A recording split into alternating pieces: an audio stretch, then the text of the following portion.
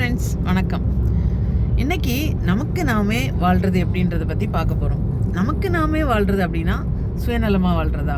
அப்படி இல்லவே இல்லை. நம்மளோட மனசாட்சிக்கு உண்மையாக இருந்து மற்றவங்களோட ஒப்பிடாமல் நமக்கு நாமே தனித்தன்மையாக இருக்கிறதா நமக்காக நம்ம வாழ்கிறது.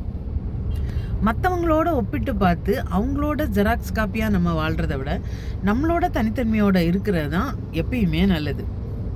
மற்றவங்களோட நம்ம போட்டி போடக்கூடாது. சூரியன் பகலில் ஒளி தருது, சந்திரன் இரவில் ஒளி தருது. ஆனால் அது ரெண்டும் போட்டியாளர்கள் இல்லை, ஒன்னொன்றும் தனித்துவமாக இயங்குது. அதுதான் வாழ்க்கை.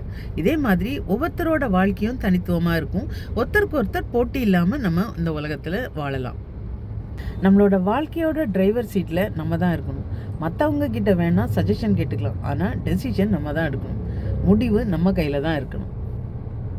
நம்ம காலையில் எழும்பினதுலேருந்து இரவு படுக்க போகிற வரைக்கும் எத்தனை முடிவுகள் நமக்காக எடுத்துருக்குறோன்றதை நம்ம யோசித்து பார்ப்போம். கண்டிப்பாக நிறைய விஷயங்கள் மற்றவங்கள சார்ந்ததாக இருக்குது. ஏன்னா அதுதான் நடைமுறையாக இருக்குது. மற்றவங்க என்ன நினைப்பாங்களோ, இந்த சமூகம் நம்மளை என்ன சொல்லுமோ அப்படின்றதுலையே நம்மளோட பாதி வாழ்க்கை முடிஞ்சு போயிடுது. உலகத்திலேயே மிகப்பெரிய சிறைச்சாலை என்ன தெரியுமா? மற்றவங்க நம்மளை பற்றி என்ன சொல்லுவாங்களோன்ற பயத்திலேயே நமக்கு நாமே கம்பிக்குள்ளே வச்சு நம்மளை பூட்டிக்கிறது தான் பெரிய சிறைச்சாலை. இது இந்த உலகத்தில் இருக்கிற ஒரு பரவலான நோய். நம்ம நல்லா படிச்சிருந்தாலும் பேசுவாங்க, படிக்கலைனாலும் பேசுவாங்க, கலகலப்பாக பேசினாலும் தப்புன்னு சொல்லுவாங்க, பேசாமலே இருந்துட்டாலும் ரொம்ப அகம்பாவம் அப்படி சொல்லுவாங்க. அப்படி குறை சொல்கிறவங்க சொல்லிகிட்டே தான் இருப்பாங்க. அதை பார்த்து நம்ம பயப்படாமல் நமக்கான வாழ்க்கையை நம்ம தேர்ந்தெடுத்து போயிட்டே இருக்கணும். ஒரு ஊரில் ஒரு தாத்தாவும் ஒரு பேரனும் ஒரு கழுதையும் கூட்டிகிட்டு ஒரு ஊரை கடந்து போயிட்டு இருந்தாங்களாம்.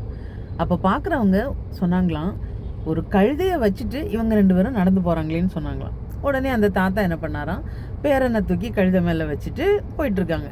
இப்போ போகும்போது அடுத்தவங்க பார்க்குறவங்க சொல்கிறாங்க, வயசானவரை கீழே விட்டுட்டு இந்த பையன் ஏறி உட்காந்துட்டு போகிறான் பாரு அப்படி சொன்னாங்களாம். உடனே அவர் என்ன பண்ணார், பேரனை கீழே இறக்கி வச்சுட்டு அவர் அந்த கழுதை மேலே ஏறி உட்காந்து போயிட்டு இருந்தாங்களாம். இப்போ பார்க்குறவங்க என்ன சொன்னாங்களாம், பாரு இந்த வயசான மனுஷன் அந்த குழந்தைய கீழே விட்டுட்டு இவர் மட்டும் ஏறி போகிறாரு அப்படி சொன்னாங்களாம். இப்படி சொல்கிறாங்களே அப்படின்னு சொல்லிட்டு 2 பேருமே அந்த கழுதை மேலே ஏறி உட்காந்து போனாங்களாம். இப்போ என்ன சொன்னாங்களாம், எவ்வளவு கல்லஞ்சக்காரங்க பாருங்க, இந்த கழுதை மேலே 2 பேரும் இவ்வளோ வெயிட்டை போட்டு உட்காந்துருக்காங்க அப்படி சொன்னாங்களாம். இப்படி நம்ம என்ன செய்தாலும் பேசுகிறவங்க ஏதாவது ஒன்று பேசிகிட்டே தான் இருப்பாங்க. நம்மளை சுற்றி இருக்கிறவங்க எல்லாரையும் நம்ம திருப்திப்படுத்தணும்னு நினச்சா கடைசியில் நம்ம சுமக்கக்கூடாத சுமையெல்லாம் சுமந்துட்டு வாழ்க்கையில் சந்தோஷமே இல்லாமல் இருக்க நேரிடும். வரலாற்றில் சாதித்த அத்தனை பேருமே தங்களோட பயத்தை கடந்து முடிவெடுத்தவங்களாக தான் இருப்பாங்க.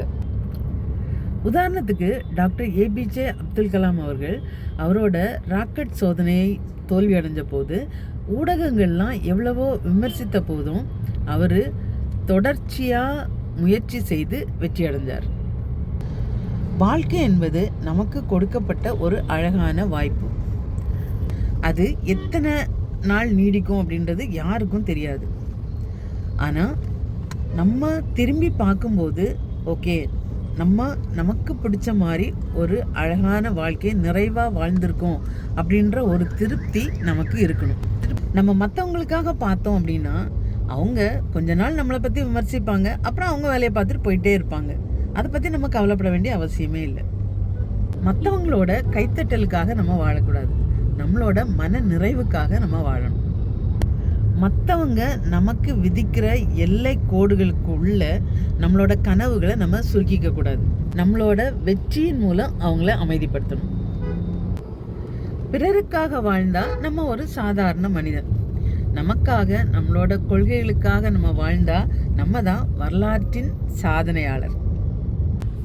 பிறரோட எண்ணங்களுக்கு நம்ம அடிமையாகாம நம்மளோட வாழ்க்கைக்கான பாதையை நாமே செதுக்கி அதில் சந்தோஷமாக வாழணும். நமக்காக நம்ம வாழும்போது உலகமே நம்ம போற்றும். இப்படி நமக்கு கொடுக்கப்பட்ட இந்த அழகான வாழ்க்கையை நாமே செதுக்கி நம்மளோட கொள்கைகளுக்காக வாழ்ந்து இந்த வரலாற்றின் கதாநாயகியாக வாழ்வோம். சரிமா?